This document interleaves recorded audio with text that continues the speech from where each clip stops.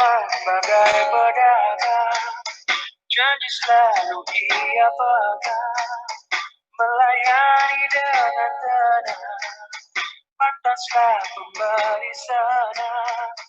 Muhammad sebagai pedagang, berengkala dalam mantan, ungkap dengan terus terang, mudahlah rezeki datang.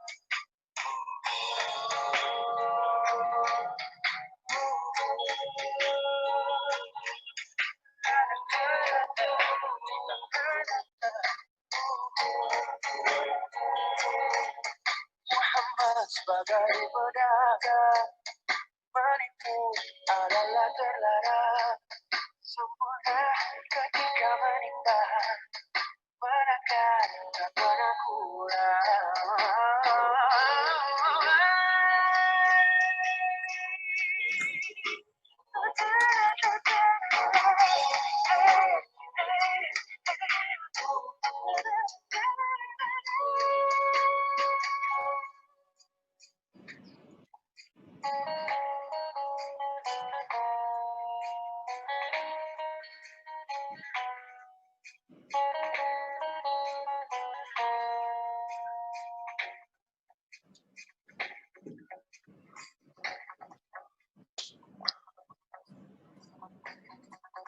Muhammad sebagai pedagang, tiada yang ia samakan, alhamdulillah terpandang, buah dari kejujuran. Muhammad sebagai pedagang, tiada yang ia.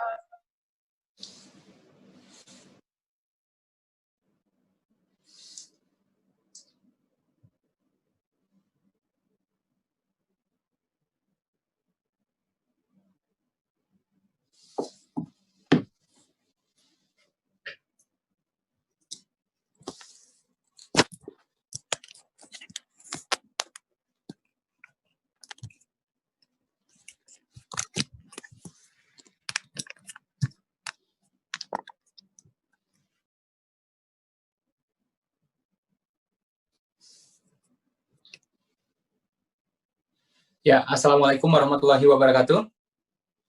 Oke, kalau suara saya jelas, tolong acung jempol boleh? Ya, sekali lagi, kalau suara saya kedengaran jelas, tolong acung jempol ya, kiri kanan boleh, silakan. Ya, sekali lagi, Assalamualaikum warahmatullahi wabarakatuh. Ya, Alhamdulillah. Ini mungkin kali pertama bagi teman-teman mengikuti seminar via Zoom ya. Kalau saya pribadi di beberapa kesempatan ini ya, 1 bulan 2 bulan terakhir ini alhamdulillah sudah berapa kali mengadakan seminar Zoom. Jadi tentu ada plus minusnya. Tentu kita juga dihadapkan dengan tata cara aturan yang baru, tapi insya Allah fadilahnya sama. Apa itu? Yaitu bagian dari menuntut ilmu ya. Saya pun juga di sini sama, niatnya juga pengen berbagi ilmu. Kalau pengen santai ya enaknya saya santai-santai aja di rumah ya. Tadi kayak saya barusan main sepeda gitu ya. Habis main sepeda ya enaknya sekarang rebahan aja gitu. Ya, tapi saya berpikir bahwa memang sebaik-baiknya manusia yang luas manfaatnya ya. Nah, ini mungkin salah satu manfaat yang saya coba bagikan gitu ya.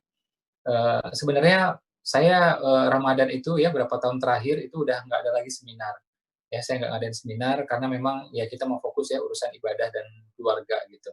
Cuma memang keadaan seperti ini, saya lihat banyak orang-orang yang galau ya, akhirnya banyak yang juga jurusnya, mohon maaf ya, jurus mabuk ya, apa aja dihajar gitu, ternyata tidak bagus secara finansial, tidak bagus juga secara emosional. Ya, karena itu akhirnya Ramadan ini saya bikin seminar khusus itu ada 3 ya.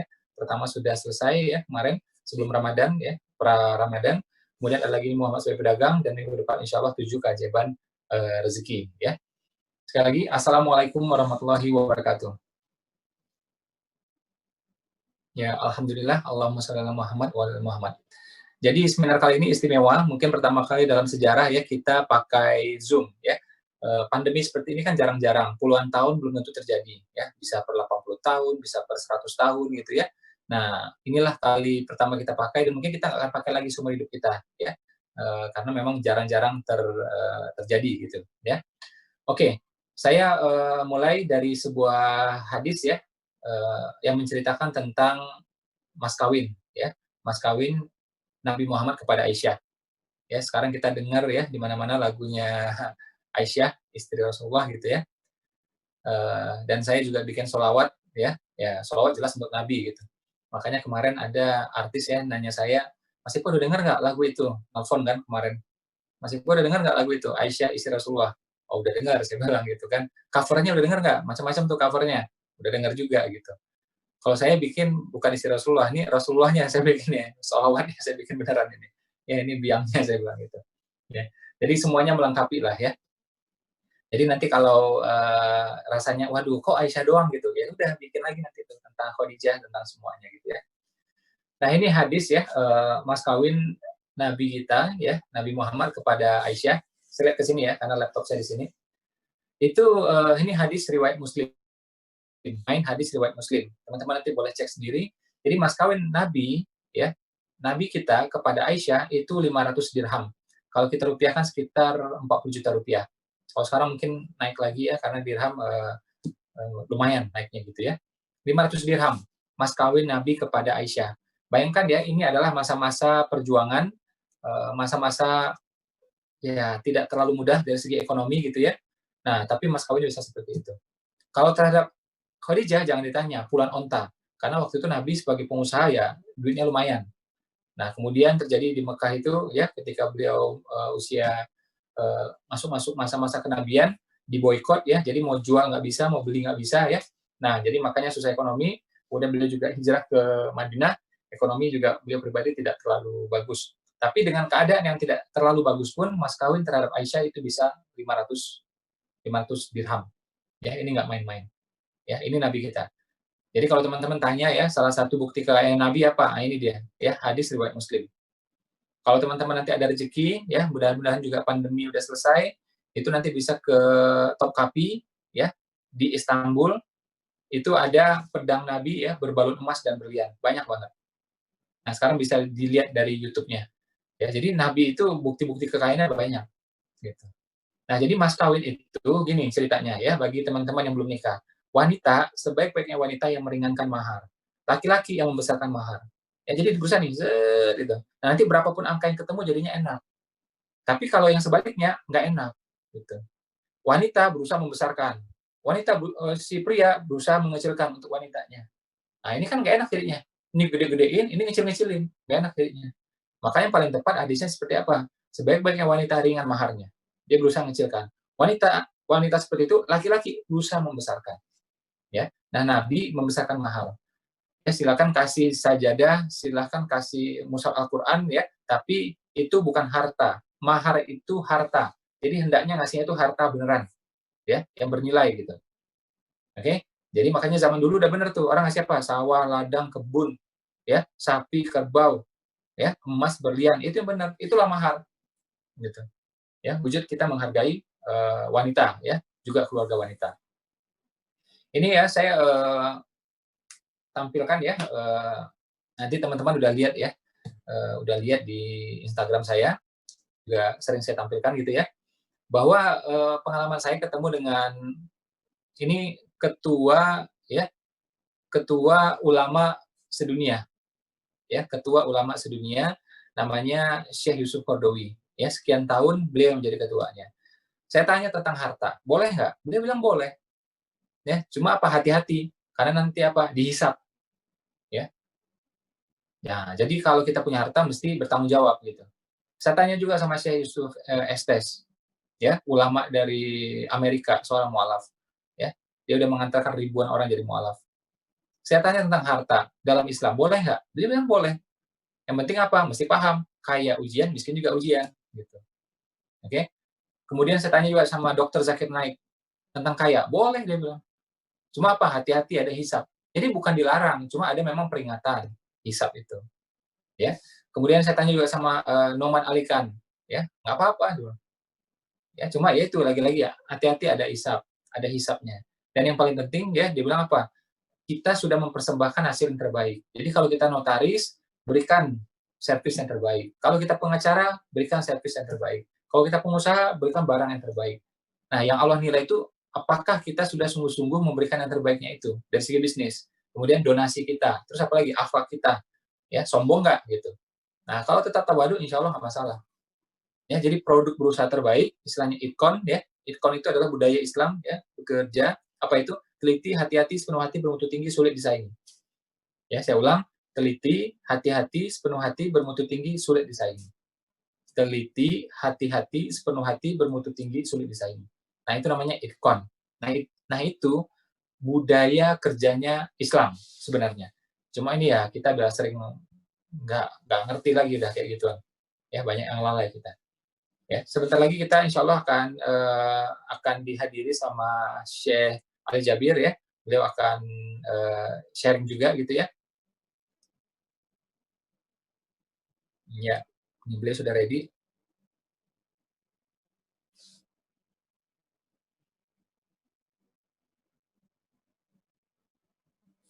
Ya, alhamdulillah ya. Nah, jadi itu adalah budayanya Islam ya. Kemudian kita lihat lagi ya. Saya waktu itu tanya sama Ustadz Adi Hidayat tentang kekayaan. Boleh nggak? Gimana gitu dalam Islam? Beliau bilang lebih baik kaya masuk surga daripada miskin nggak jelas. Ya, beliau ngomong seperti itu. Lebih baik kaya masuk surga daripada miskin nggak jelas. Ya. Saya tanya juga sama Ustadz Abdul Somad. Beliau jelaskan dari macam-macam video. Ya, teman-teman boleh cari itu di YouTube. Videonya banyak banget. Ya, beliau sampaikan juga. Ya, beliau sampaikan juga. Hendaknya Muslim itu kuat. Kuat apanya? Fisiknya, finansialnya, akhlaknya, ilmunya. Sama persis. Beliau sampaikan 5 argumen, 4-nya sama persis dengan buku saya Muhammad Sebagai Pedagang. Sebelumnya kita nggak kenal, sebelumnya kita nggak bertemu, ya, tapi Masya Allah karena pemikiran kita sama, argumen kita sama. 5 beliau sampaikan alasan, 4-nya sama dengan di buku saya. Ya, teman-teman baca tuh Muhammad Sebagai Pedagang. Ya, dan itu alhamdulillah bukunya di mana-mana sudah ini ya, ya diterima dengan sangat baik gitu ya. Dan royaltinya juga insya Allah untuk sedekah. Ya. Jadi gini, dalam Islam, dagang boleh nggak? Coba saya tanya nih, dagang boleh nggak? Boleh atau gimana? Saya lihat nih gerak mulutnya, saya ketahuan dijawab atau enggak ini. Dagang boleh nggak? Dagang bukan hanya boleh, bahkan sunnah. Ya, dagang itu sunnah bahkan, dianjurkan. Nah, coba perhatikan baik-baik. Konsekuensi dari dagang itu kaya. Betul betul. Ya, gini loh. Konsekuensi dari belajar itu pintar. Ya kan? Nah, itu konsekuensinya nggak bisa diubah. Jadi kalau orang sering belajar, rutin belajar, ya pintar. Gitu. Sama juga orang yang rajin dagang, selalu dagang, udah lama dagang, ya insya Allah pasti kaya. Ya. Nah, dagangnya dianjurkan. Jadi kaya ini adalah konsekuensinya. Jadi sebenarnya kalau ini dianjurkan, ini juga dianjurkan karena ini nggak bisa dicegah. Konsekuensi dari dagang, ya kaya. Gitu. Ya. Nah, cuma ini orang sering salah paham. Ketika dagang, oh bagus, ini dagang, ini sunnah, macam-macam bilang bagus. Rasulullah juga berdagang gitu. Kalau kaya gimana Ustaz? Boleh nggak? Penjelasannya jadi nggak jelas. Padahal konsekuensi dari dagang itu kaya. Kalau ini dianjurkan, mestinya ini juga dianjurkan. Bagaimana? Enggak gitu. Ya. Nah, jadi dagang boleh, kaya juga boleh, insya Allah. Hukumnya apa? Hukumnya mubah kalau kaya. Ya. Nah, jadi bukan dilarang, tapi apa? Hati-hati. Hati-hati beda dengan larangan. Al-Quran itu ya dia berbicara ada sifatnya pemberitahuan, ya, ada sifatnya larangan, ada namanya peringatan. Ini beda ini. Ya, harta dan anak dan harta adalah ujian. Ya, anak dan harta adalah ujian. Apakah dilarang punya anak? Nggak dilarang punya anak. Cuma apa? Nah, itu peringatan. Jadi bukan larangan tapi peringatan. Hati-hati kalau punya anak.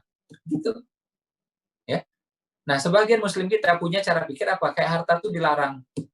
Dunia ini adalah ujian, oke? Okay? Dunia ini adalah penjara, akhirnya apa? Nggak mau kaya dia. Gitu.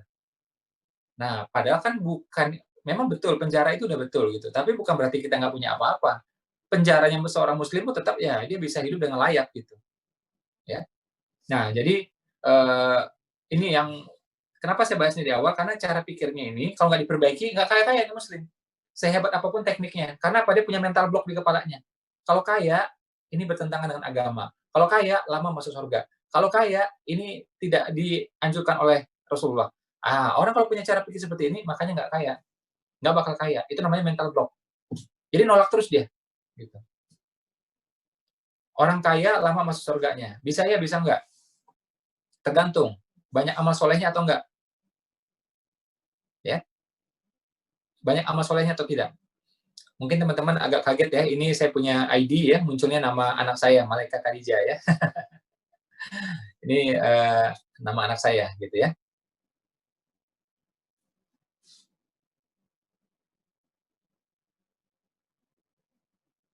Oke. Nah, jadi bukan dilarang ya, bukan dilarang, cuma memang ada peringatan di sana ya, memang ada peringatan di sana ya. Karena apa? Ada hisapnya. Kalau orang kaya lama nggak masuk surganya? Bisa ya, bisa nggak? Tergantung. Sekarang kita lihat, Utsman kaya nggak? Kaya. Umar kaya nggak? Kaya. Umar kaya, Utsman kaya, Khadijah kaya. Apakah mungkin gara-gara kaya lama masuk surganya? Nggak mungkin, ya, nggak mungkin gitu. Nah, jadi karena mereka gunakan harta ini untuk kebaikan, insya Allah tidak memperlama mereka masuk surga. Malah apa? Mempercepat mereka masuk surga. Kenapa? Mereka gunakan harta itu buat kebaikan. Ya, mereka gunakan harta itu untuk kebaikan. Gitu. Jadi insya Allah, kalau saya percaya, beliau cepat masuk surga. Nih ya, Nabi, beliau dagang 25 tahun. Kemungkinan besar kaya. Ya, kemungkinan besar kaya. Mana ada orang dagang 25 tahun, miskin terus, nggak masuk akal. Kalau 1 tahun, 2 tahun, 3 tahun, 4 tahun masih masuk akal. Tapi 25 tahun dagang, mau belajar, ya punya mentor, ya pasti kaya insya Allah. Nah itu Nabi kita. Nabi kita dagang 25 tahun. Ya, nih ya saya tunjukin sesuatu nih ya. Nabi ya kalau ngambil aja sesuatu, misalnya ya, Nabi ngambil sesuatu, Nabi megang sesuatu, Nabi memindahkan sesuatu, ya. Nabi meletakkan sesuatu. Satu kali aja itu menjadi patokan bagi kita seumur hidup kita selama-lamanya. Bagi miliaran manusia Muslim. Apa itu? Itulah namanya hadis. Jadi Nabi melakukan sekali saja, ya, meletakkan sesuatu, menaruh sesuatu, mengambil sesuatu, memindahkan sesuatu, sekali saja jadi patokan bagi kita. Ya, satu kali. Pertanyaan saya, Nabi dagang berapa kali? Nabi dagang berkali-kali, tak terhingga selama 25 tahun. Ya. Jadi ini harusnya ada pesan yang sangat-sangat jelas buat kita semua. Muslim mestinya dagang. Ya, kalau nggak nyangkut berarti. Nggak ini dia, nggak paham berarti dia itu. Ya. 25 tahun. Pesan yang sangat jelas nih buat kita semua.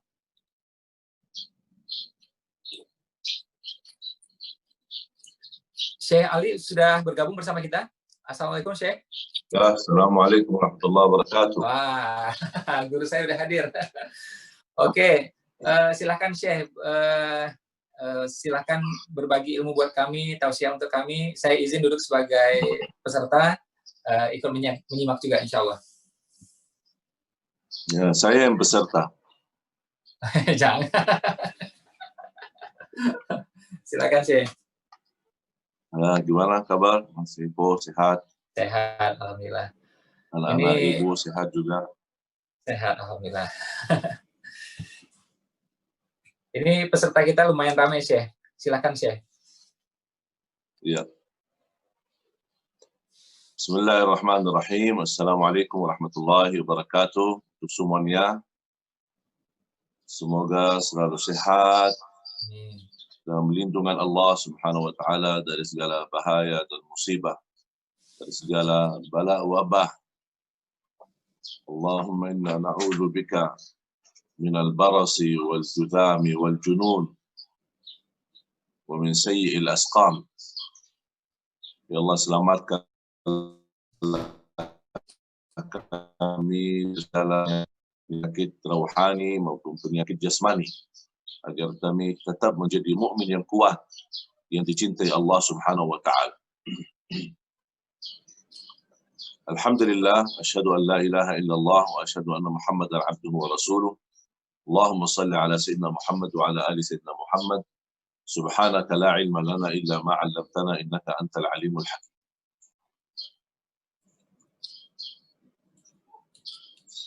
Terima kasih Mas Ipo atas kesempatannya untuk kita bisa silaturahim melalui media yang menurut saya kesempatan bagi kita kali ini, dan ini salah satu hikmah daripada wabah corona. Tetap apapun yang terjadi, apapun yang kita hadapi, kita masih semangat untuk belajar. Masih kita semangat untuk mendekatkan diri kepada Allah Subhanahu wa Ta'ala.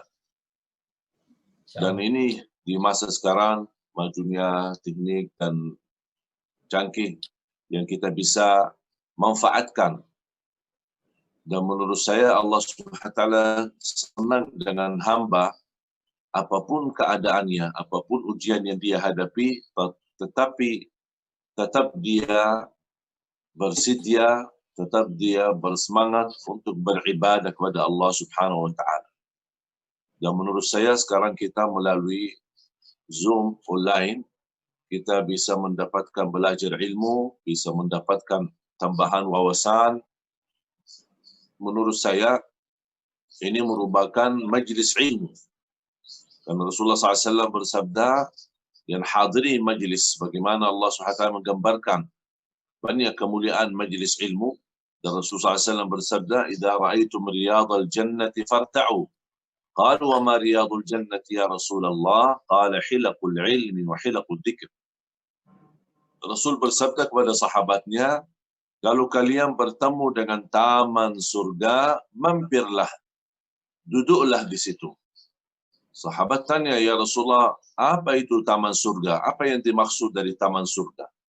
Kata Rasulullah SAW, taman surga adalah majlis ilmu dan majlis zikir. Dan sekarang ini kita online dari rumah masing-masing, dimanapun Anda berada, kita sekarang bergabung bersama-sama di taman surga dunia untuk majlis ilmu dan majlis zikir. Dan yang suka dan senantiasa dia suka mengikuti majlis ilmu, masuki taman surga, berarti insya Allah dijamin masuk surga Allah di akhirat. Dan selalu saya berkata, ada surga Allah di dunia. Barang siapa yang memasuki surga Allah di dunia dengan senang hati, Allah Subhanahu wa Ta'ala akan mengantarkan dia masuk surga Allah di akhirat. Para jamaah sekalian yang dimuliakan Allah Subhanahu wa Ta'ala, saya tertarik sekali dengan tema pedagang Rasulullah Sallallahu Alaihi Wasallam. Dan sempat saya mendengar apa yang disampaikan oleh Mas Ipo, bagaimana mungkin ada banyak, saya mulai sedikit memberikan tambahan sebelum masuk ke tema inti.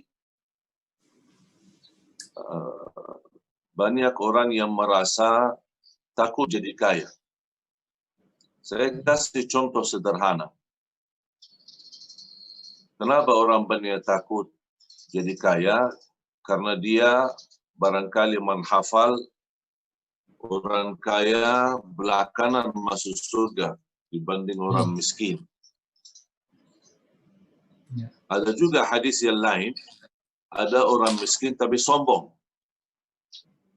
Ada orang miskin sombong, yang Allah tidak mau melihatnya di hari kiamat, tidak mau mempandanginya, bahkan mendapatkan azab dari Allah Subhanahu wa Ta'ala. Padahal dia miskin. Berarti kemiskinan pun tidak menjaminkan kita masuk surga. Kalau Anda merasa kekayaan mengkhawatirkan Allah masuk surga, bisa juga orang miskin tidak masuk surga. Jadi masalahnya sebenarnya bukan masalah harta di sini. Yang dipersoalkan adalah kekayaan iman.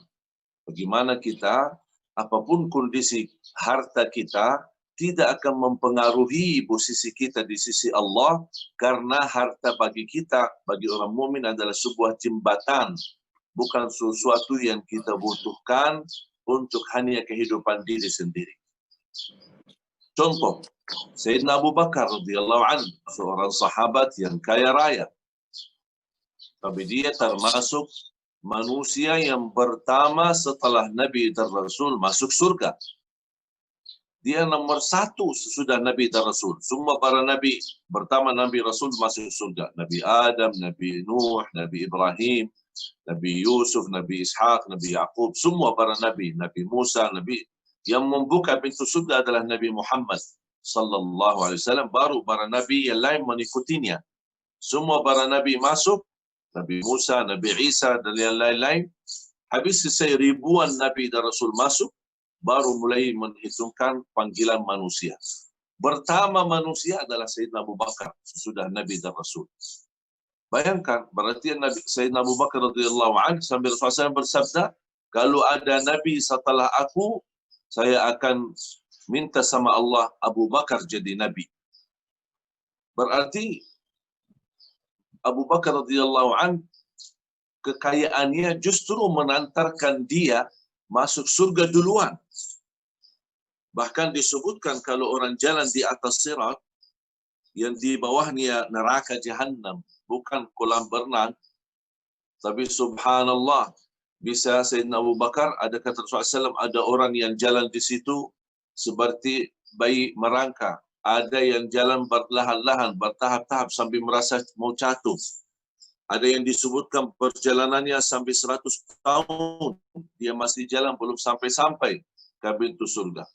Kalau Sayyidina Abu Bakar letakkan satu kaki di atas sirat, kaki kedua sudah di hadapan pintu surga. Berarti 2 langkah saja yang dibutuhkan Sayyidina Abu Bakar untuk masuk surga, melewati as-sirat di atas neraka Jahannam. Berarti kekayaan Sayyidina Abu Bakar radhiyallahu anhu tidak menghalanginya untuk mendapatkan surga Allah Subhanahu wa taala, kemudian menjadi orang yang pertama dibanding manusia masuk surga Allah Subhanahu wa taala setelah Nabi dan Rasul. Di antara lain Sayyidina Uthman bin Affan radhiyallahu anhu, kaya raya. Tapi coba bayangkan kekayaan itu, apa yang mereka lakukan? Sampai Rasulullah SAW bersabda, "Ma darra Uthman ma fa'ala ba'da al-yawm." Tidak ada lagi bahaya dan madarrah yang didapatkan oleh Uthman setelah perilaku dia. Perilaku apa? Infak. Karena inti dari kekayaan yang kita harapkan berbagi. Bukan kita hidup foya, tapi berbagi. Sayyidina Abu Bakar ketika Nabi Muhammad SAW mau berhijrah dari Makkah ke Madinah, Sayyidina Abu Bakar membawa hartanya semua. Kita memang belum bisa selevel iman Sayyidina Abu Bakar. Sambil harta kita semua kita ikhlaskan dan infakkan di jalan Allah Subhanahu wa taala. Memang karena iman kita tidak sama dengan iman Sayyidina Abu Bakar. Tapi harus kita punya prinsip, harta kita tidak ada ruginya. Bahkan termasuk rizki kita sendiri, bukan rizki orang lain yang kita infakkan di jalan Allah Subhanahu wa taala. Kenapa yang kita infakkan di jalan Allah termasuk rizki kita? Karena di hari kiamat kita bertemu kembali. Tapi kalau harta yang kita warisi kepada ahli waris, kita tidak akan ketemu kembali. Makanya jamaah sekalian, kata Rasulullah SAW, "Salih fi yadil abdi salih." Sebaik-baik harta yang halal, yang salih, di tangan hamba yang salih. Kenapa harta yang begitu luar biasa Rasulullah sampai sebutkan harta yang baik di tangan orang salih? Berarti dianjurkan menjadi orang kaya, tapi sebelum jadi kaya harus jadi orang salih. Kenapa? Supaya tidak terpengaruhi kekayaan itu menjauhkan kita dari Allah Subhanahu wa taala. Apalagi untuk memperjuangkan. Sekarang kita di dalam kondisi wabah ini, banyak kesempatan kita beramal salih melalui harta kita. Kita membantu alat kebutuhan yang dibutuhkan oleh ahli medis. Kita bisa membantu masyarakat misal sumbaku yang susah mencari nafkah dan makan. Kita bisa membantu mendukung jihad, infak jihad media. Banyak kesempatan kita bisa beramal yang barangkali dalam kesempatan ini lebih dahsyat manfaatnya, lebih dahsyat kemuliaannya, bahkan lebih besar pahalanya dibandingkan waktu-waktu yang lain. Kenapa sekarang lebih besar pahalanya? Karena kita menghadapi kesusahan, tapi infak dan sedekah terus masih mengalir, untuk bermanfaat dan berbagi. Berarti jamaah sekalian, kalau Mas Epo berkata kekayaan itu mubah, kalau saya berkata kekayaan itu wajib. Wajib kita harus jadi kaya. Kenapa? Karena Rasulullah SAW bersabda, Al-mu'minul qawi ahabbu ila Allah minal mu'minil dhaif. Mu'min yang kuat lebih dicintai Allah daripada mu'min yang lemah. Di antara kuat bukan hanya kuat iman, tapi kuat fisik, kuat berdagang, kuat kesehatannya, kuat hartanya, kuat keluarganya. Jadi kenapa ini dianjurkan harus menjadi mukmin yang kuat? Karena ini akan mempengaruhi untuk berjaya Islam, untuk kemajuan Islam, untuk kemakmuran Islam. Coba bayangkan kalau kita semua jadi orang miskin, apa yang kita bisa bantu buat agama? Apa yang kita bisa bantu untuk orang lain? Makanya kita harus memperjuangkan maksimal. Walaupun kita tidak berhasil menjadi kaya, tapi sudah ada ikhtiar dan upaya besar untuk menjadi orang-orang yang kaya. Apapun yang kita bisa, melalui kecerdasan kita, kepintaran kita, bisa ikut bergabung dengan teman-teman yang lain. Kadang-kadang kita tidak bisa berbisnis atau berdagang sendiri, tapi kita bisa bergabung bersama teman-teman, saling menolong. Jadi bukan hanya dalam ibadah kita saling menolong, dalam berbisnis juga saling menolong. Karena di situ yadullahi ma'al jamaah, bisnis berjamaah, agar kita masuk surga berjamaah, sebagaimana kita sedekah berjamaah. Karena selalu berjamaah kebersatuan dan kebersamaan akan mengantarkan kekayaan dan mengantarkan kemudahan. Karena kebersamaan dan kebersatuan dan saling membantu dan saling mengisi. Kalau ada di antara kita yang posisinya lemah, akan terdorong dari orang-orang yang semangat, yang lebih maju, lebih berjaya. Pasti kita ada gairah, ada iri yang baik, bukan iri yang buruk.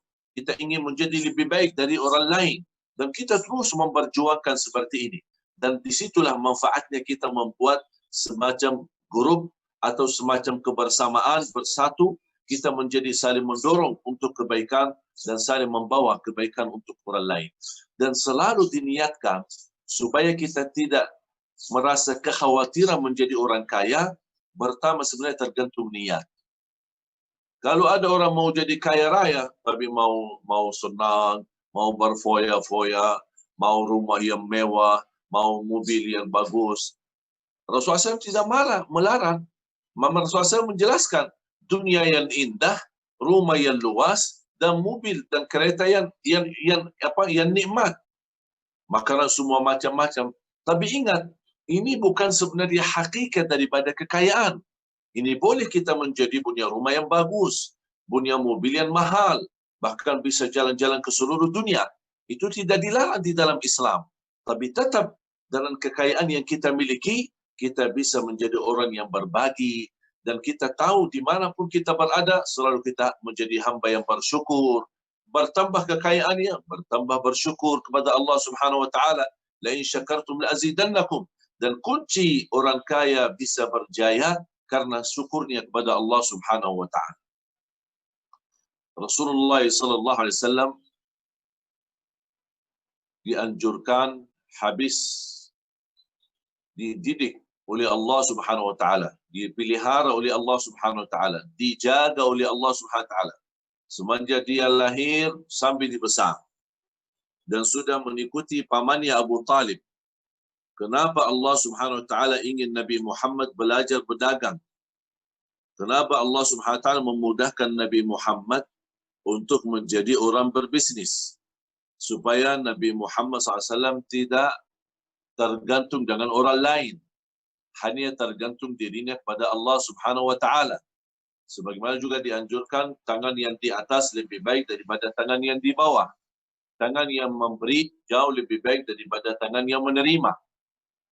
Jadi Rasulullah SAW dianjurkan bagaimana menjadi kaya, karena disitulah belajar, dan ini yang dibutuhkan untuk berdakwah. Ini sebelum dakwah Nabi Muhammad SAW. Kenapa untuk berdakwah? Karena melalui bisnis kita bisa bermuamalah dengan orang lain. Dan muamalah berhubungan dengan orang lain, pasti yang kita hadapi berbagai macam. bagaimana Rasulullah SAW memiliki tugas untuk merayu, untuk menawarkan perdagangannya, barangnya yang dia miliki, yang dia bawa, untuk bisa tawarkan dan meyakinkan orang lain agar bisa beli, agar bisa berhasil menjual barang yang ada.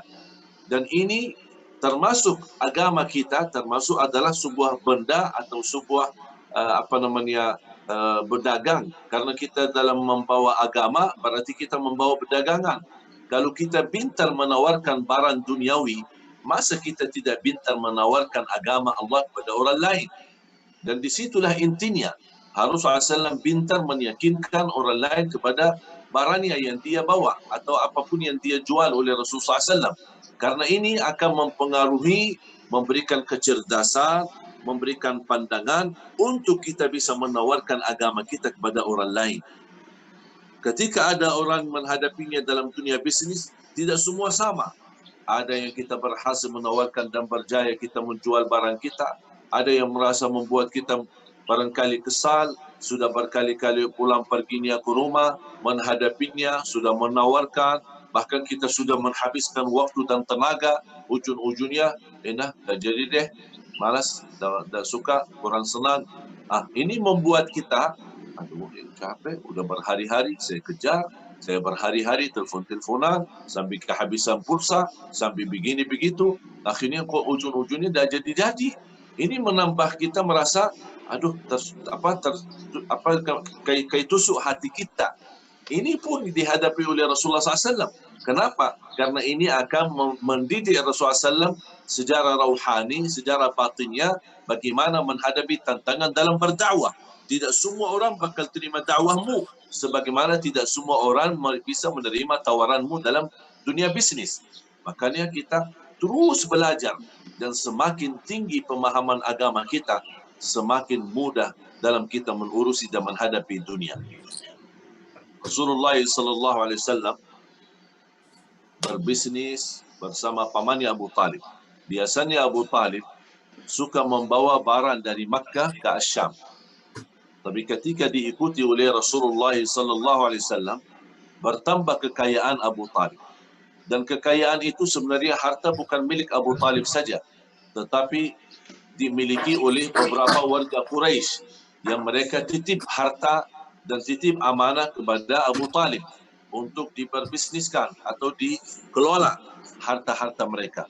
Makanya kenapa mereka senang Abu Talib, kenapa mereka senang dengan Muhammad SAW walaupun waktu itu belum jadi Nabi? Karena Nabi Muhammad SAW cerdas, bisa mengambil wawasan, bisa mengambil pelajaran, bisa sekali dia berbisnis, memiliki pandangan yang berbeda dengan pamannya Abu Talib. Biasanya Abu Talib hanya membawa barang dari Makkah ke Asyam. Nabi Muhammad SAW ketika sudah berkali-kali, dia menawarkan, wahai pamanku, kenapa tidak membawa barang lagi? Karena sudah kami berhasil menjual barang kita dari Makkah kepada negeri Asyam. Kenapa tidak mengambil barang lagi dari Asyam untuk kita jual lagi di Makkah? Disitulah muncul lebih luas bisnisnya Abu Talib, lebih kaya warga-warga Quraisy karena ide yang dibawakan oleh Nabi Muhammad SAW. Dan tidak mungkin ide itu muncul begitu saja kalau tidak pengalaman dalam dunia bisnis, kalau tidak pengalaman dalam berdagang, sedikit demi sedikit sampai terjadi kekayaan itu.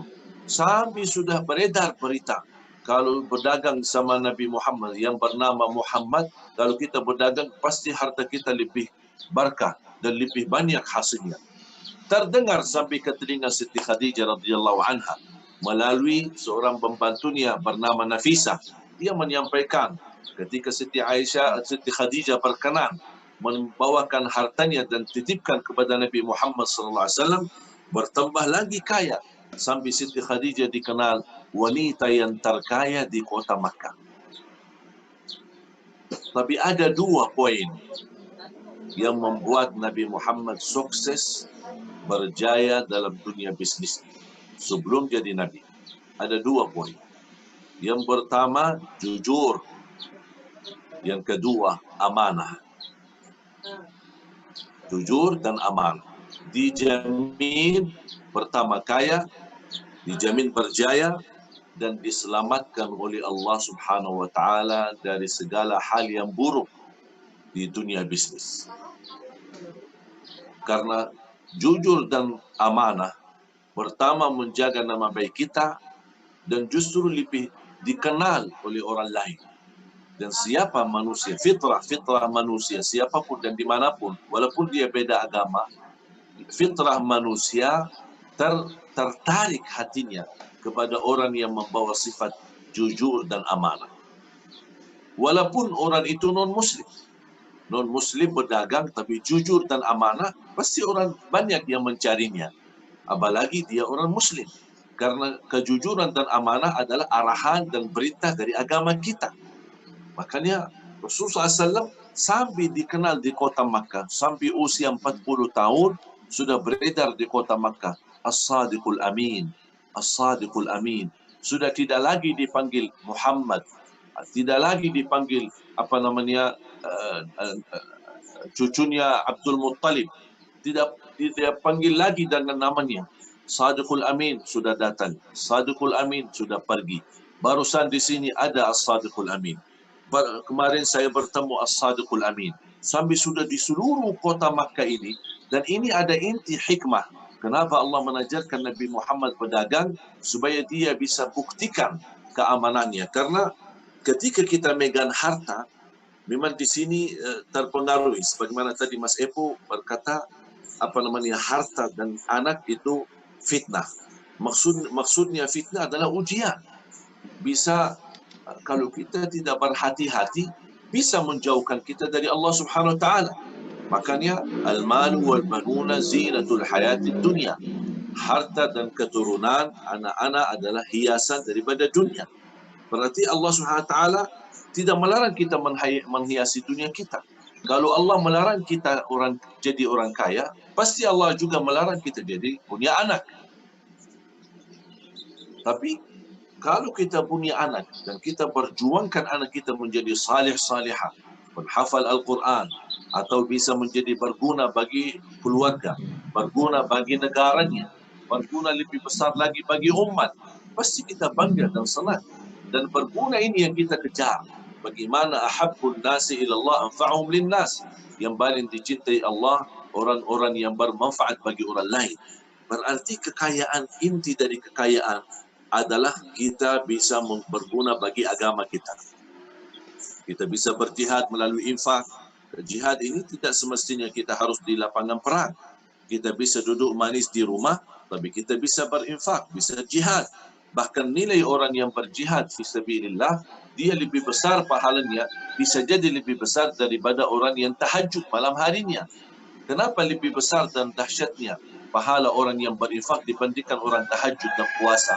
Karena orang yang puasa dan tahajud manfaatnya untuk dirinya sendiri, tapi yang kaya dan dia berinfak manfaatnya untuk orang lain dan dia yang mendapatkan pahalanya di sisi Allah Subhanahu wa taala.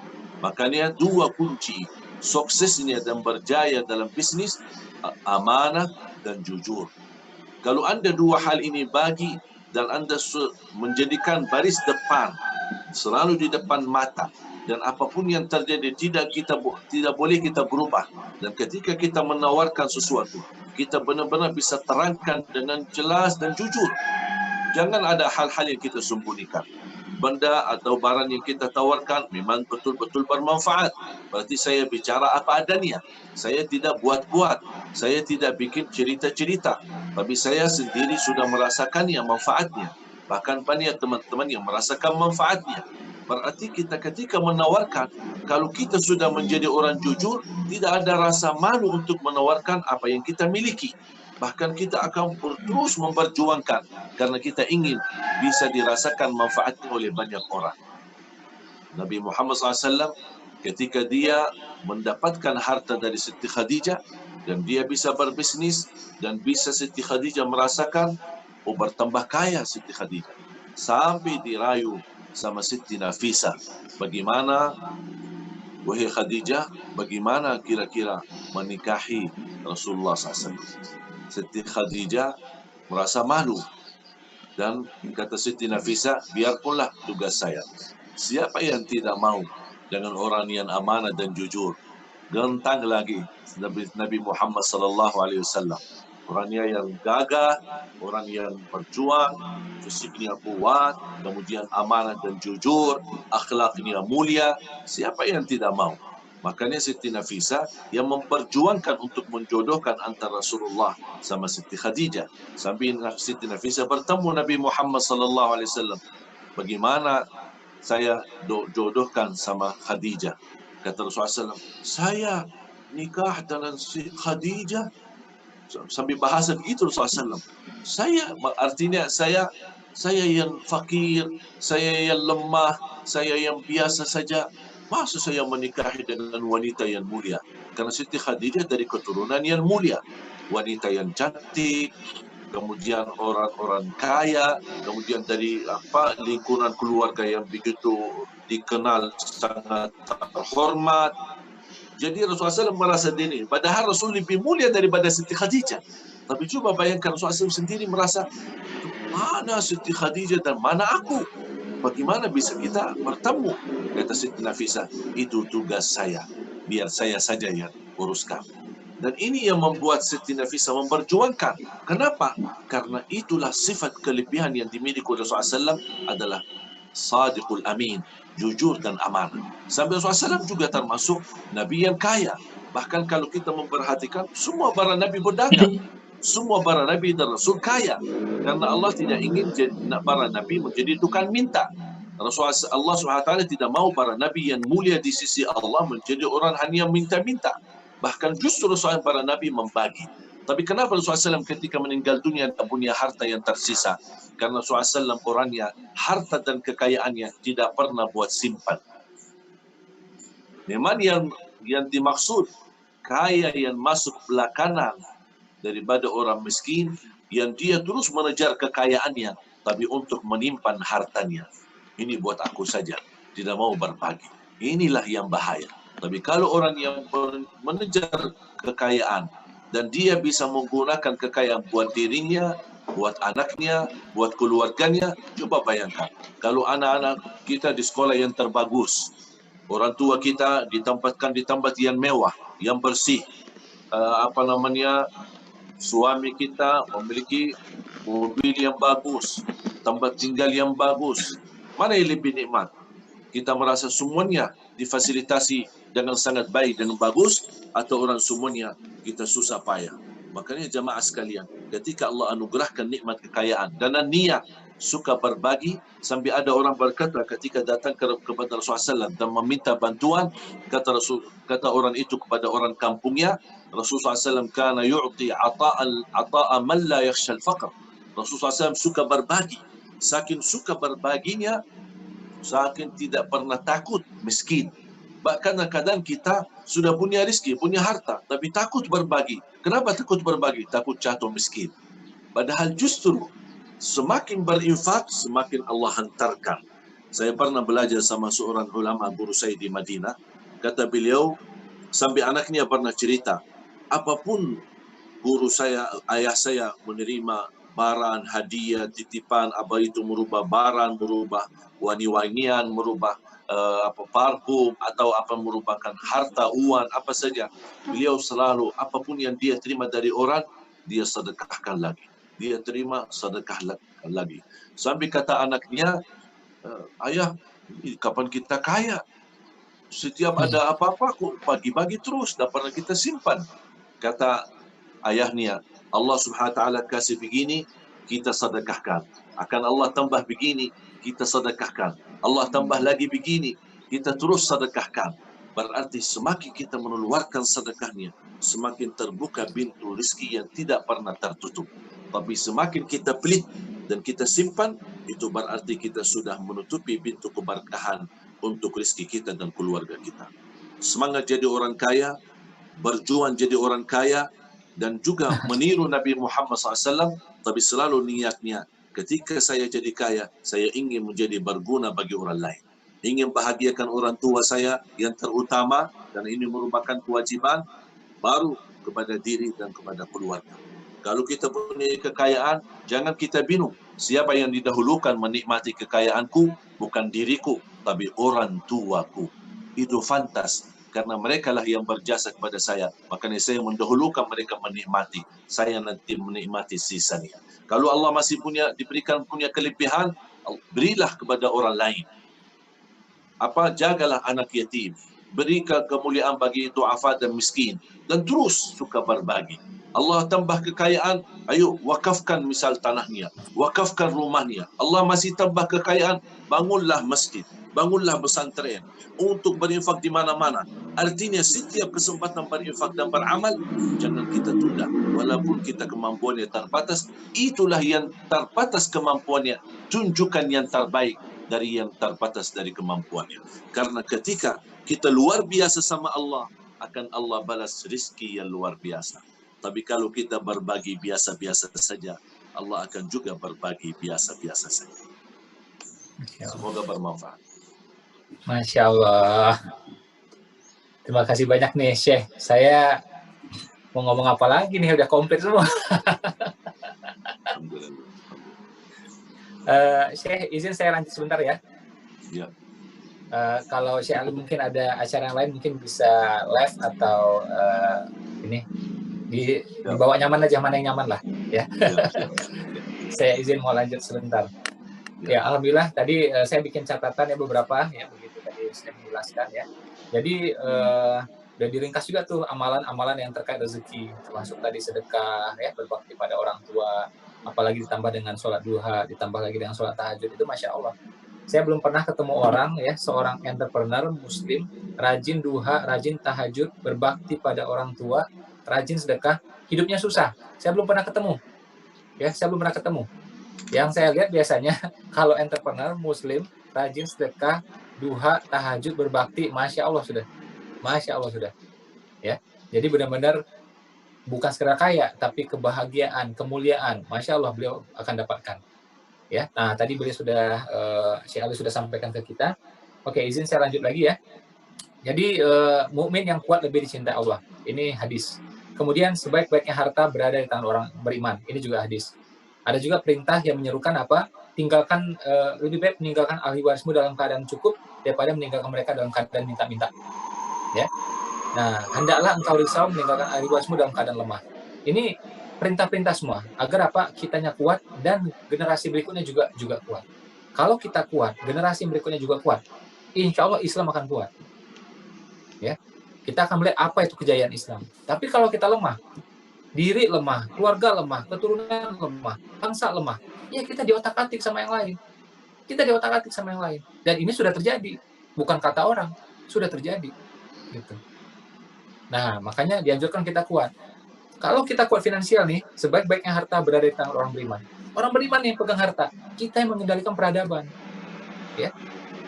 Bikin mall. Mall ada masjid. Masjidnya bagus, besar. Karena kita yang bikin. Orang beriman soalnya. Kalau enggak mereka yang bikin mall gimana? Musolanya kadang-kadang nggak ada. Kalaupun ada, sempit, jauh, pengap, bau. Itu yang terjadi. Ya, boleh dibilang 99% mall kayak gitu rata-rata. Bukan salah mereka, itu haknya mereka. Salah kita. Kenapa bukan kita yang bangun? Harusnya kita yang bangun. Uang hadisnya ada, kita pakai dalil kok. Mereka berjuang nggak pakai dalil. Kita berjuang pakai dalil. Ya. Allah mengizinkan persaingan bebas. Siapa aja boleh dagang, siapa aja boleh kaya. Tapi kita beda. Kenapa? Kita pegang dalil. Harusnya kalau mereka semangat, kita lebih semangat karena kita punya dalil. Gitu. Kalau mereka kan karena logika aja gitu. Ya, karena nafsu aja. Oke, aku kejar hartanya. Nah, kalau kita alhamdulillah hadisnya ada, ayatnya juga ada. Ini kurang apa lagi? Masya Allah tadi kisah Nabi kita bersama Khadijah. Itu couplepreneur. Ya, couplepreneur. Ya. Sepasang suami istri, pengusaha, couplepreneur. Keren banget. Orang baru nih, saat ini ngomong, couplepreneur.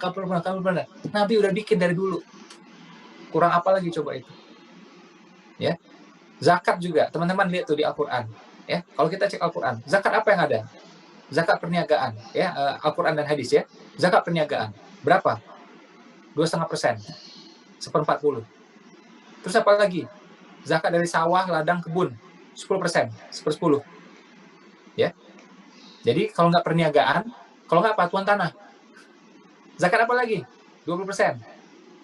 1/5.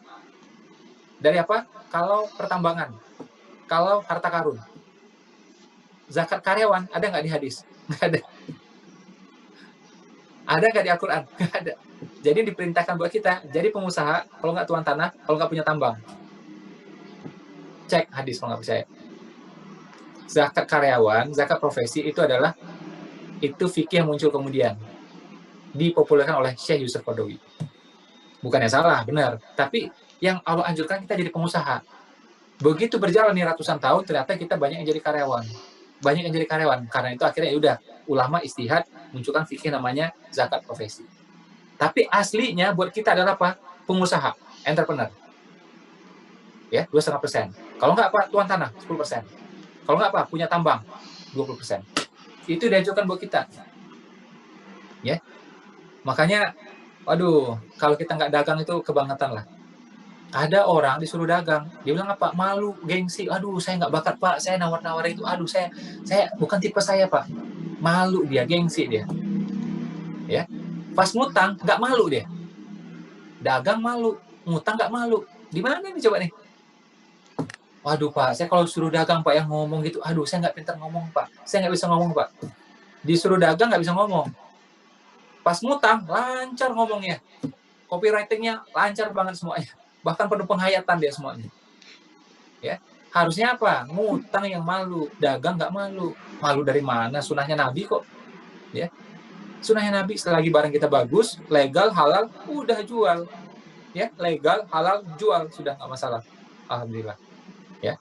Nah, saya senang sekali nih teman-teman banyak yang hadir gitu ya. Apapun bisnisnya silakan ya. Apapun bisnisnya silakan. Yang penting legal, halal ya. Kalau boleh tambah satu lagi, memang membawa kebaikan. Ya, jangan sekedar seru-seruan aja. Ada barang yang dijual itu memang halal, memang legal, tapi cuma seru-seruan aja gitu. Manfaatnya kurang. Jangan sampai kita jual barang yang seperti itu. Kalau memang kita seorang mukmin. Mukmin itu jualnya apa? Yang syarat manfaatnya. Dimakan jadi gizi, dipakai memang pas, harganya juga pantas gitu. Jadi bukan sekedar keren-kerenan aja gitu. Ya, kalau kita mendorong orang jadi konsumtif akan dihisap tuh. Hati-hati. Ya. Kita konsumtif bahaya. Kita mendorong orang jadi konsumtif, itu lebih berbahaya. Ya, kita boros bahaya. Kita menganjurkan orang untuk boros, kita push orang biar boros dengan iklan kita, itu lebih berbahaya. Jangan main-main itu, hati-hati. Ya. Nah, jadi barang itu legal, halal ya, dan syarat manfaat. Saran saya seperti itu. Ya. Syekh Ali, alhamdulillah beliau juga pengusaha, bisnisnya macam-macam beliau, alhamdulillah. Ya, dan saya senang sekali sekarang saya sama Syekh Ali alhamdulillah bermitra. Ya. Alhamdulillah. Jadi kita niatnya sama, kita pengen memakmurkan orang banyak. Ya. Kalau beliau alhamdulillah sudah lumayan. Saya pun juga ya alhamdulillah rezeki mah ada. Ya, sekarang saya ya alhamdulillah hampir-hampir boleh dibilang financial freedom. Ya. Jadi kayak nih saya di rumah nih ya, udah bulan kedua nih saya di rumah. Ya alhamdulillah semuanya jalan. Ya alhamdulillah semuanya jalan. Gitu. Ya, jadi saya nggak perlu sibuk-sibuk banget ya, bahkan tim kantor berkurang semuanya. Ya alhamdulillah semuanya bisa jalan, alhamdulillah. Ya. Tapi kita pengen ya acara seperti ini apa? Jadi solusi buat orang lain. Saya percaya pada hukum ladang, ilmu ladang. Kita nggak bisa menyelamatkan ladang kita sendiri. Saya punya bisnis aman nih, udah saya kekep aja gitu. Nggak bisa gitu cara pikir. Ladang itu, ya, perhatikan baik-baik. Ada yang lain. Ada ladang yang lain. Kalau kita mikirin ladang kita saja, oh ya, pupuknya cukup, airnya cukup, gemburnya cukup, ya, tikus-tikus nggak ada. Udah, ini aja dijaga. Hati-hati tuh kalau cara pikir seperti itu. Ya. Kenapa? Kita cukup air. Tapi kalau di sebelah kering, air akan ke sana. Air akan ke tempat yang lain. Akhirnya apa? Kering bersama kita. Kita punya ladang, tikus nggak ada, hama nggak ada. Ya, kita jaga benar-benar. Yang lain penuh tikus. Akhirnya apa terjadi? Tikusnya ke sini juga. Ya. Nah, jadi kalau kita pengen selamat, ya sudah, kita pastikan pengairan kita cukup, yang lain juga. Ini bebas tikus, yang lain juga, gitu. Nah, ekosistem bisnis saya percaya seperti itu. Ya, karena itu kita hadirkan seminar ini. Kita pengen yang lain juga selamat semuanya. Ya, apapun bisnisnya silahkan, nggak apa-apa. Yang penting legal, halal ya, kaya manfaat. Gitu. Ya. Nah, jadi bisnis ya, ini memang nature-nya seorang muslim. Karena Allah itu kalau berbicara sama kita di Al-Quran, seolah-olah kita apa? Kita ini pengusaha. Maukah engkau aku tunjukkan perniagaan yang menguntungkan? Jadi Allah berasumsi kita ini pengusaha, pedagang. Kalimatnya kalimat dagang, gitu. Bukan petani, gitu. Bukan astronot, bukan profesi yang lain. Pedagang, pengusaha. Kayak yang saya bilang di awal tadi, Nabi dagang 25 tahun. Kurang contoh apa coba? 25 tahun. Bukan sekali, bukan setahun, bukan 2 tahun, 25 tahun, Masya Allah. Sejak beliau masih kecil, ikut pamannya, kemudian akhirnya jalan sendiri, ya terus sama Khadijah, Masya Allah gitu. Dan Nabi Muhammad sudah financial freedom di usia 38 tahun, 39 tahun. Kata siapa? Kata Dr. Syafi'i Antonio. Kata siapa? Kata saya. Kenapa? Beliau usia 40 tahun, ya menjelang 40 tahun, ya 39 40 tahun itu mulai ya bolak-balik ke Gua Hira. Stay di sana tenang-tenang. Mengkarantina diri. Lockdown diri di sana. Pertanyaan saya, apakah mungkin dia biarkan istrinya, anak-anaknya kelaparan, nggak cukup makan? Mungkin nggak? Tidak mungkin. Ini Rasulullah. Ya, beliau Al-Amin. Terpercaya. Ya, pasti dia cukupkan nafkah buat anaknya, buat istrinya. Betul? Cukup ini nafkahnya, baru dia ke Gua Hira. Kalau uang beres semua, tanpa melakukan apa-apa, itulah namanya financial freedom. Kemungkinan besar Rasulullah, Nabi kita, sudah financial freedom, ya, kebebasan finansial di usia 38 tahun, 39 tahun. Keren banget sih. Keren banget. Ya. Nabi kaya. Istri Nabi kaya. Pernah Nabi miskin? Pernah. Ketika beliau diboykot, itu miskin. Ketika jadi penggembala, juga miskin. Ya, tapi lebih lama kayanya. Istri Nabi juga kaya. 4 khalifah, 3 kaya raya. Ya, 3 kaya raya. 10 orang dijamin masuk surga, 7 kaya. Penyebar agama Islam ke Nusantara, siapa? Saudagar-saudagar kaya-kaya. Wali Songo, wali yang pertama, siapa namanya? Maulana Maghribi. Apa profesinya? Pedagang, pengusaha, orang kaya. Maulana Maghribi, wali pertama dan wali Songo. Pengusaha, kaya. Siapa lagi? Pendiri NU, siapa? Pengusaha, kaya. Pendiri Muhammadiyah, siapa? Pengusaha, kaya. Nabi, istri Nabi, khalifah, penyebar agama Islam di Nusantara, orang-orang yang dijamin masuk surga, pendiri Muhammadiyah, pendiri NU, wali Songo yang pertama, saudagar semuanya, kaya semuanya. Contoh kurang apa lagi coba? Ya. Terus kita miskin, ente nyontoin siapa? Hah? Ente nyontoin siapa? Ya, udah gitu bangga lagi. Ya, biar miskin nggak sombong. Ya apa mau disombongin? Miskin. Nah, jadi ya, kalau belum kaya nggak apa-apa, tapi kita niatkan ikhtiarkan. Saya setuju tuh yang disampaikan sama Syekh Ali tadi. Kita ikhtiarkan. Allah menilai ikhtiar kita. Udah sungguh-sungguh nggak ini? Logikanya, kalau kita ikhtiar sudah sungguh-sungguh, insya Allah pasti kaya. Nggak mungkin nggak kaya. Itu hukum alam kan? Gitu. Ya, itu hukum alamnya seperti itu. Ya, jadi bagi teman-teman yang belum, nggak apa-apa ya, niatkan seperti itu. Oke? Nah, sekarang saya akan berbicara lebih teknis lagi ya, tentang bisnis ya, tentang bisnis. Tadi saya sudah sampaikan kisi-kisi sedikit ya, kisi-kisi sedikit. Apa itu? Halal. Terus apa lagi? Legal. Ya. Terus apa lagi? Kalau bisa syarat manfaat. Ada bisnis-bisnis, saya nggak enak nyebutnya, tapi yang mengarahkan orang untuk hedonis, mengarahkan orang untuk konsumtif, mengarahkan orang untuk apa ya? Dia terpaksa spending jadinya. Dia nggak butuh, tapi akhirnya spending juga gitu. Nah, jangan kita masuk di bisnis itu. Saya bilang dari tadi, Anda konsumtif, itu aja udah jelek. Apalagi Anda ngajak orang, ngajak konsumen untuk konsumtif. Anda boros, itu udah jelek. Ngajak orang untuk boros, membeli sesuatu yang enggak dia perlukan sebenarnya. Tapi karena iklan Anda bagus, copywriting-nya bagus, orang beli. Itu dihisap nanti itu. Ya, nggak main-main itu. Ya, jadi one day itu akan dihisap semuanya. Orang itu harusnya gunakan uangnya untuk sedekah, untuk hemat-hemat, untuk keluarganya. Dibujuk sama iklan kita. Untuk barang yang terlalu penting, dia beli coba. Anda tanggung jawab bentar itu. Atau mohon maaf saya bilang ya, ini banyak di sekitar kita sebenarnya, sangat banyak, saya nggak berani sebut ya, nggak enak soalnya, pasti di antara kita juga ada, karena kan ini direkam ya, tapi Anda nilai sendiri, teman-teman nilai sendiri. Bikin makanan, yang makanan itu kalau kebanyakan bikin asam urat, ya kebanyakan bikin kerongkongan batuk-batuk, ya kan ada makanan seperti itu, halal, legal juga, tapi apakah bermanfaat? Kalau bisa orang makan sesuatu dari kita, lauk dari kita, oke, cemilan dari kita yang bikin sehat, ya makanya kayak suplemen itu bikin sehat, gitu. Jangan orang makan kalau udah banyak akhirnya apa? Kolesterol, asam urat, ngapain coba itu?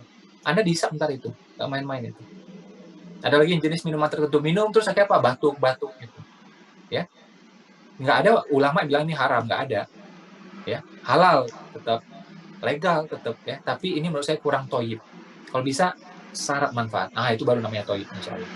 Ya, cari bisnis seperti itu, masih banyak kok, ngapain kita cari kayak gituan. Ya. Kita nggak lama nih, hidup saya umur sekarang udah 40-an. Kalau dikasih lagi jatah mungkin sekitar 20-an tahun lagi. Ya, jadi 2/3 ya, 2/3 jatah saya udah habis. Tinggal 1/3. Itu pun kalau hitungannya 60 tahun. Bisa jadi kan lebih dikit gitu. Ya, saya pengen tuh semua bisnis itu dari bangun pagi sampai tidur malam itu jadi manfaat semuanya. Kita dapat untung, kita dapat pahala mudah-mudahan. Kenapa? Orang pakai barang kita, akhirnya apa? Dia lebih bagus tampilannya, untuk aurat dan seterusnya. Akhirnya juga dia tidak bermegah-megahan. Dia makan ya, makanan dari kita akhirnya lebih sehat, lebih kuat. Akhirnya dia bisa pakai buat ruku, buat sujud. Kan bagus itu. Ya. Nah, jadi untungnya ke segala arah, bukan sekedar profit saja, ya. Nah, ini ya bagi teman-teman ya, saya tahu kita menghadapi masa-masa yang boleh dibilang ini sulit. PHK di mana-mana, ya. Media melaporkan udah jutaan orang kena PHK. Bagi teman-teman yang kena PHK atau keluarganya kena PHK, saya sampaikan satu hal. PHK bukan akhir segalanya. Ini mungkin kesempatan bagi Anda jadi pengusaha. Ya, hadapi kenyataan. Hadapi kenyataan. Anda jadi pengusaha dan hadapi kenyataan. Karena itu PHK kita kasih singkatan baru, PHK, pengusaha hadapi kenyataan. Ya, belum bisa besar, yang kecil usahanya masih bisa. Ya, barang dari tetangga kita jual, oke kok. Istri bikin makanan kita jual, oke kok. Ya, atau mesin cuci ada di rumah, ya sudah kita buka laundry, tawarkan ke orang lain, bisa kok. Ya. Nah, gaji mungkin ketutup, ada lockdown di sana. Ya, perusahaan kita mungkin ditutup juga, ada lockdown di sana. Tapi rezeki dari Allah tidak pernah lockdown, selalu ada. Ketika awan ini gelap, sebelah sana pasti terang. Nggak mungkin gelap semuanya, nggak mungkin. Kalau gelap semua, kiamat udah itu. Ya, jadi insya Allah pasti ada kebuka yang lainnya. Tenang dulu aja. Ya, jangan menyalahkan keadaan, jangan menyalahkan pemerintah, jangan menyalahkan takdir. Hadapi sama-sama. Kita hadapi sama-sama. Karena itu acara ini kita bikin. Ya.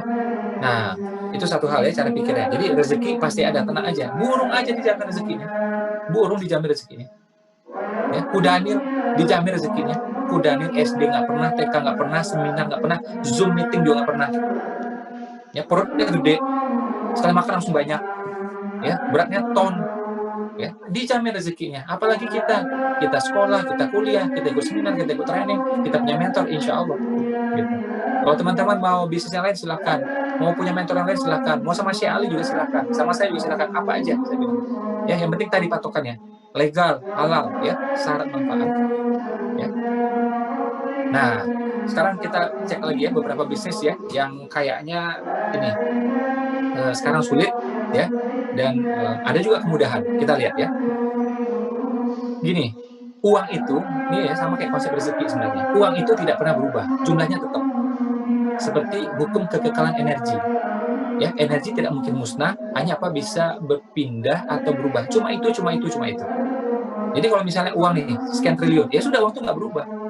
Tetap, cuma sekarang berada di kantong siapa, di perusahaan mana, di bank mana. Cuma itu aja, nggak berubah nih uang. Gitu. Nah, itu kita yakini dulu. Jadi rezeki dari Allah tanpa batas, uang pun ternyata juga ada gitu. Tenang aja. Awan yang satu mungkin gelap, tapi yang lainnya terang. Tenang aja. Apalagi ayatnya bilang, dalam kesulitan ada kemudahan. Ayat yang lain juga menjelaskan, yang namanya nikmat dari Allah itu tanpa batas. Kesulitan cuma sedikit, kelaparan sedikit, kekeringan sedikit, ya, kematian sedikit, sakit sedikit. Coba kita lihat dalam hidup kita, berapa lama kita sakit? Pasti sebentar, lebih lama sehatnya kan? Coba lihat sekitar kita, berapa banyak yang meninggal? Kan sedikit, lebih banyak yang hidup kan? Gitu. Ya, jadi ujian dari Allah itu sedikit. Ini ayat yang ngomong. Berkali-kali ayat yang ngomong, ujian itu sedikit. Nikmat dari Allah banyak tanpa batas. Ya, nah, mulai tenang nih. Jadi kita udah tahu kayak gini, ada jaminan, kita tenang. Oh iya, aku tenang sudah ini. Rezekinya ada, uangnya ada. Gitu. Oke? Nah, mungkin ada bisnis-bisnis yang sifatnya kagetan ya. Kalau teman-teman mau jual juga silahkan ya, kayak masker, hand sanitizer dan semuanya. Tapi menurut saya tuh ya, itu 1 bulan lagi, 2 bulan lagi itu akan berkurang drastis. Kenapa? Pemainnya terlalu banyak. Akhirnya apa? Menjadi oversupply kalau menurut saya. Sekarang tiap rumah udah bikin masker. WHO dan pemerintah mengajarkan kita bagaimana cara bikin masker kan? Kain dipotong, jahit aja udah jadi masker. Sisipin tisu di dalam udah jadi masker. seluruh perusahaan konveksi tekstil sekarang bikin masker juga. Lembaga-lembaga sosial seperti Dompet Duafa dan lain-lain bikin masker juga. Jadi ini menurut saya 1 bulan, 2 bulan lagi ini akan oversupply. Jadi kalau teman-teman main di sana, saya terus terang, ya untuk sesaat boleh, seminggu untuk makan is okay, 2 minggu buat makan is okay. Tapi untuk seterusnya, I don't think so. Ya, itu saran saya. Termasuk bisnis yang produk-produk kesehatan yang dadakan tadi itu. Masker, hand sanitizer, ya, dan seterusnya itu. Dan gini loh, jadi kita kan berpikir itu bisnis bukan sekedar nambal-nambal kan. Tapi kalau bisa nih buat seterusnya. Ya. Bisa insya Allah. Saran saya ini basic-basic ya saya tunjukkan ya. Nanti apapun bisnisnya silahkan. Jangan main dulu di jasa, saran saya. Jangan di jasa. Karena kalau jasa itu kita yang terjun. Ya. Kayak, mohon maaf ya, pangkas rambut. Bagus. Tapi kan kalau Anda lakukan itu, ya Anda terbatas jadinya. Jadi harus ada yang terjun gitu. Ya. Terapi misalnya ya, terapi yang untuk kesehatan ada tuh, terapi pijat misalnya gitu ya. Kan juga kadang-kadang saya juga panggil ke rumah gitu kan. Nah, tapi saat seperti ini orang cenderung mengurangi. Saya aja potong rambut di rumah aja, istri motongin, selesai udah. Ya. Gak usah gaya-gaya banget, penting kepotong, udah enak tidur, enak mandi, udah selesai. Udah istri potongin. Pertama kali dalam hidupnya dia potong rambut. Ya, udah nggak apa-apa. Saya juga pertama kali dalam hidup saya dipotongin sama istri. Ya. Nah, jadi orang kurang tuh untuk, ya tetap ada kebutuhannya, tapi kan Anda sulit untuk memperbesar skala masif. Tapi kalau barang, Anda bisa dapat banyak, Anda bisa jual, Anda bisa kirim ke berbagai kota. Jadi saat ini saran saya adalah barang, bukan jasa. Ya. Nah, ini beda ya, kalau teman-teman udah terlanjur punya, ya udah pertahankan. Nanti saya kasih lagi tipsnya. Tapi bagi yang belum atau yang bingung, ya saran saya jangan di jasa, mainnya di barang. Agar Anda bisa kirim, langsung meluas nih. Kalau jasa, itu terfokus pada Anda. Satu, repot. Ya, termasuk juga bekam. Saya suka bekam, tapi keadaan seperti ini, saya nggak mau bekam. Bekam cuma sunnah. Keselamatan lebih penting. Entar aja bekamnya udah. Nah, ini kan repot. Ya kan, repot jadinya gitu. Jadi itu jasa, ya, itu jasa. Oke? Tapi kalau barang, itu enak. Contoh, ya. Ini bukan produk saya ambil contoh aja. Nih, vitamin kayak ginian. Bisa nggak dikirim ke Papua? Bisa. Ke Surabaya? Bisa. Ke Solo? Bisa. Ke Aceh? Bisa. Manado? Bisa. Semua bisa di Indonesia. Kalau barang. Ya. Contoh lagi ya, misalnya barang yang lain. Ini bukan produk saya, ya. Bukan produk saya. Kayak ginian. Bisa dikirim? Bisa. Ya. Nah, jadi saran saya ya, sekarang produk kesehatan bagus ya. Ke depan menurut saya akan lebih bagus. Karena kejadian ini memang melakukan mindset kita langsung berubah. Kita hampir semua orang itu tergila-gila dengan kesehatan. Ya, jadi kejadian ini ya, saat ini bukan hanya saat ini, tapi akan mempengaruhi yang esok-esoknya lagi. Ya, jadi bukan saja saat ini, tapi akan mempengaruhi esok-esoknya lagi. Ya, semua orang akan tergila-gila dengan kesehatan. Vitamin, suplemen, ya, dan sejenisnya itu akan tetap luar biasa menurut saya. Sekarang sudah wow, ke depan juga akan tetap wow, insya Allah. Ya. Nah, jadi cari barang-barang yang kecil gini, misalnya kayak gini, ini juga kecil. Ya, saya nggak usah tunjukin mereknya. Nah, kalau kecil kayak gini, ongkirnya gimana? Kecil juga. Tapi kalau barangnya udah gede, segini, ongkirnya berapa? Mungkin kena berat barang, mungkin kena volume. Ketika Anda simpan, minta space juga. Nah, tapi kalau barang-barang kayak ini nih, yang saya tunjukin ini, misalnya kayak gini nih, ya. Nah, ini relatif lebih mudah. Dia. Harga jual kayak gini ya, bisa 500.000, bisa 300.000. Kayak gini ya, bisa 200.000. Jadi harga jual tinggi, ongkir kecil. Ya, nggak minta space. Pertanyaan saya, 1 bulan lagi orang beli nggak? Beli. Kenapa? Udah habis. Nah, cari juga bisnis yang sifatnya seperti itu. Anda jual komputer, bagus nggak? Bagus. Tapi kapan orang beli komputer lagi? Mungkin 4 tahun lagi. Anda jual furniture, bagus nggak? Bagus. Halal, legal. Banyak manfaatnya. Tapi furniture, orang beli lagi kapan? 7 tahun lagi. Kita kan ngap nunggu dia. Kita cari konsumen baru. Capek. Kalau bisa, pelanggan yang sudah ada, bulan depan beli lagi, minggu depan beli lagi. Makanya kuliner bagus. Ya, kuliner bagus. Ya. Nah, kalau saran saya, teman-teman nggak harus produksi. Nih, kita lihat Nabi. Tadi sejarahnya, Masya Allah, Syekh Ali sudah menjelaskan. Apakah ada Nabi, juga ini pengalaman saya baca gitu, kisah Nabi. Apakah ada Nabi memproduksi sesuatu? Enggak. Nabi menjual dan menjualkan. Masya Allah. Ini Nabi. Beliau tuh apa aja pasti bisa. Jadi kalau ditanya, bisa nggak beliau memproduksi? Pasti bisa. Saya jamin, pasti bisa. Tapi kenapa Nabi tidak melakukan produksi? Agar apa? Ini menjadi contoh buat kita semua. Memproduksi itu berat. Perlu modal, perlu pengalaman. Aku sanggup, kalian belum tentu sanggup. Makanya Nabi kasih contoh yang kita bisa lakukan. Apa itu? Nabi, mohon maaf, semacam reseller. Semacam distributor. Nabi ambil dari sini, dia jualkan ke sini. Ambil lagi dari Syam, jualkan lagi ke Mekah. Anda buka sejarahnya akan ketemu kalimat itu berkali-kali. Jadi kalau bahasa sekarang, Nabi itu apa? Ya, semacam distributor, semacam agent, semacam reseller. Ya, karena memang memproduksi itu nggak gampang. Waduh Pak, masa saya jadi reseller Pak? Loh, teman-teman, kalau orang buka showroom Toyota, buka dealer Yamaha, itu juga sama kayak reseller. Ya, atau nih laptop saya nih, misalnya kayak gini nih, Apple gini nih, kayak gini nih, ya. Atau handphone saya nih kayak Samsung gini. Itu yang counter Apple itu ngakunya apa? Authorized reseller. Coba cek tokonya. Atau premium reseller. Jadi yang jual laptop ini nih, jual laptop kayak gini nih, ya. Yang katanya Apple gini, termasuk juga handphone sekarang saya pakai ini Apple gini, ya. Kalau Anda beli di tokonya, Anda cek tokonya ada tulisan apa? Kalau nggak authorized reseller, kalau nggak premium reseller. Kurang keren apa coba? Keren kok. Ya, jadi contoh dari Nabi ada, contoh dari Apple juga ada. Terus ada lagi tuh importir mobil, terus dealer mobil, showroom mobil. Mereka juga reseller kok. Kurang keren apa? Keren. Tapi namanya showroom. Kalau kita namanya reseller, kita berpikir, nggak keren nih reseller. Padahal sama aja. Ya, termasuk juga yang menjadi dealer Suzuki, Yamaha, sama juga. Ya, jadi nggak masalah. Makanya saya bilang, kalau udah terlanjur produksi, ya sudah teruskan. Ya, tapi kalau misal teman-teman uang rasanya terbatas, saya berasumsi teman-teman pemula. Maka saya kasih tips buat pemula. Kalau Anda pemula, uang terbatas, pengalaman terbatas, jangan produksi. Ambil barang dari orang, Anda jual. Batik, bagus, Anda jual. Gitu. Ya. Sepatu dari orang bagus, jual. Walaupun mungkin sekarang kurang oke kalau sepatu, gitu ya. Nah, makanan beku dari orang, kita jual. Selesai, udah beres. Langsung dapat duit. Ya, cepat banget gitu. Ya.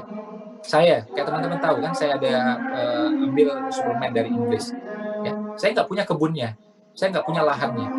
Ya, saya ambil dari sana, saya jual, saya distribusikan, sudah. Legal, halal. Banyak manfaat, saya jamin insya Allah kaya manfaat. Ya, kaya manfaat. Ya. Nah, ini tips ya dari saya biar teman-teman tidak limbung ya dalam menjalankan bisnis. Karena coba-coba itu lama sekali. Nah, kalau dikasih bimbingan gini kan insya Allah lebih terang jalannya, lebih terbuka jalannya. Ya. Oke, ini terakhir dari saya. Kita udah mau selesai ya. Sekali lagi ya, saya insya Allah saya senang sekali kalau teman-teman ya berbisnis, apapun bisnisnya. Dengan saya boleh, dengan orang lain boleh, dengan si A boleh, si B boleh, dengan si Ali boleh, dengan siapapun boleh. Ya, yang penting ya konsen saya dari dulu, saya bukan sekali ngomong kayak ginian. Saya udah ngomong belasan tahun. Yang saya mau Anda jadi pengusaha. Makanya saya bikin buku tentang pengusaha. Saya bikin TK tentang pengusaha. Saya bikin kampus tentang pengusaha. Jadilah TK Khalifah, puluhan cabang se-Indonesia. Jadilah kampus Umar Usman, 7 tahun sudah umurnya di Indonesia. Ya. Seminarnya teman-teman tahu sendiri, trainingnya teman-teman tahu sendiri. Buku saya teman-teman udah baca juga sebagian. Ya. Konsen di kepala saya, Anda jadi pengusaha. Ya. Nah, saya tadi bagikan tipsnya ya, agar kita bisa melalui pandemi ini dengan baik semuanya. Karena pandemi ini, behavior orang agak berubah. Bukan agak, tapi sangat berubah gitu. Makanya tadi yang barang-barang yang sekedar-sekedarnya aja, itu mungkin ditolak. Tapi kalau misalnya kayak kesehatan, orang masih cari. Ya. Saya mau kasih informasi sedikit aja, teman-teman kalau mau silakan, kalau enggak ya nggak apa-apa. Saya sama Syekh Ali, alhamdulillah kita bermitra, ya, kita punya bisnis alhamdulillah sama-sama, jalan sama-sama. Bagi teman-teman yang mau jadi mitra kita, silakan. Kalau enggak juga nggak apa-apa. Apa manfaatnya? Izin saya jelaskan ya. Insya Allah akan bimbing full satu hal. produk juga insya Allah repeat ordernya cepat, ya, tiap 3 minggu orang beli, ya, kadang-kadang tiap 2 minggu orang beli. Dulu sangat sukses, alhamdulillah sekarang makin sukses. Kenapa? Barang ini sekarang sangat dicari ketika pandemi, alhamdulillah. Dan saya percaya ke depan juga sangat dicari karena memang di bidang kesehatan, ya. Terus juga barang ini ada juga rekomendasi di surah An-Nahl, ya, di Al-Quran ada juga. Gitu. Oke, dan kelebihan-kelebihan lainnya. Saya nggak enak menyampaikan semuanya. Saya juga tidak niat jualan di sini, tidak, ya. Saya hanya bagi tips-tipsnya bagi teman-teman, ya, agar bisa jalan. Dengan saya boleh, dengan yang lain boleh, dengan siapapun boleh. Atau teman-teman jalan sendiri pelihara bisnis juga silakan. Ya, tips terakhir saya buat teman-teman yang misalnya sudah punya bisnis dan misalnya agak mentok, coba sekarang fleksibel. Ini pintu ketutup, tak, tak, tak, tak, gitu. Pintu ketutup, kita paksa terus pecah. Gitu. Nah, kenapa kita nggak coba lewat jendela? Kenapa kita nggak coba lewat yang lain? Jadi kadang-kadang produk ini nggak bisa ditawarkan sekarang, mungkin nggak bisa, gitu. Ya, karena satu dan lain hal nggak bisa ditawarkan sekarang. Gitu. Kayak teman saya nih, ya, dia penyemprotan, ya, rumah untuk apa, ngusir tikus. Bagus nggak? Bagus, penting. Tapi saat ini orang nggak peduli. Orang bilang, ya, tikus biar aja dulu, nggak apa-apa, gitu. Daripada kita bawa masuk orang ke rumah untuk nyemprot itu resiko malah. Tikusnya hilang, coronanya bisa datang, gitu. Ya. Nah, jadi saat ini nggak bisa kayak gituan. Yang saya sarankan buat dia adalah apa? Manfaatkan database itu, tawarkan produk yang lain. Saran saya kayak gitu. Ya. Jadi kan kita punya database nih, tawarkan produk yang lain. Atau produk kita agak miring sedikit, nggak apa-apa. Ya. Ini contoh ya, kayak teman saya punya percetakan, mainnya B2B, ke perusahaan. Bagus. Masuk masa pandemi, hampir nol penjualan. Perusahaan nggak berpikir untuk cetak-cetak dulu. Bikin kalender lah, bikin ini, tata dulu. Orang juga pada WFH. Ya, WFH. Gitu. Akhirnya apa? Dia kerepotan memang. Tapi apa? Dia punya database. Perusahaan-perusahaan ini. Ditanya apa kebutuhannya sekarang. Perlu modem. Oke, disiapin modem aja. Kirim ya ke karyawanku di A, di B, dan macam-macam semuanya. Ya, oke, dikirimin. Nah, itu maksud saya, fleksibel. Oke, jadi kadang-kadang pintu ini nggak bisa dibuka. Jangan kita paksa terus. Ya. Nah, apa salahnya kita coba pintu yang lain, bahkan jendela sekalipun is okay. Yang penting bisa jalan, bisa menghirup udara lagi. Ya. Jadi itu ya materi dari saya, ya. Saya berharap teman-teman bisa survive, ya, apapun bisnisnya. Bagi yang belum punya bisnis, boleh bermitra sama saya, sama Syekh Ali, ya, kita bisnis bareng, ya, insya Allah. Ini alhamdulillah produknya ongkir juga sangat ringan, margin oke, repeat order oke, ya, terus juga full, ya kalau bimbingan udah jelas tadi, ya, terus juga banyak dukungan dari artis-artis, ustaz-ustaz, banyak sekali alhamdulillah, Imam Samsi Ali, Ustadz Amin Faisal, ya, macam-macam banyak sekali, termasuk juga Mas Muzamil Hasbalah, ya, banyak sekali alhamdulillah. Ini keluarga besar dalam bisnis kita semuanya. Bagi teman-teman yang mau bergabung, silahkan. Itu nanti bisa hubungi sama panitia, ya, nomor kontak yang tadi teman-teman hubungi untuk info seminar ini, ya. Atau misalnya punya pemikiran bisnis di luar sana, peluang di luar sana juga silakan. Ya, yang saya mau teman-teman jadi pengusaha, yang saya mau teman-teman jadi entrepreneur. Itu saja. Assalamualaikum warahmatullahi wabarakatuh. Tolong di-unmute panitia semua.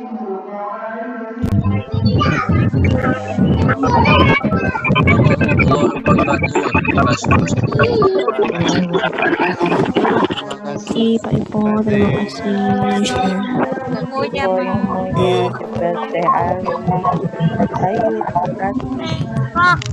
ilmunya bermanfaat. ya sangat bermanfaat sekali.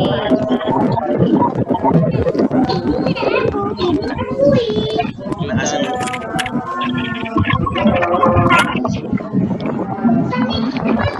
Terima kasih. Assalamualaikum warahmatullahi wabarakatuh.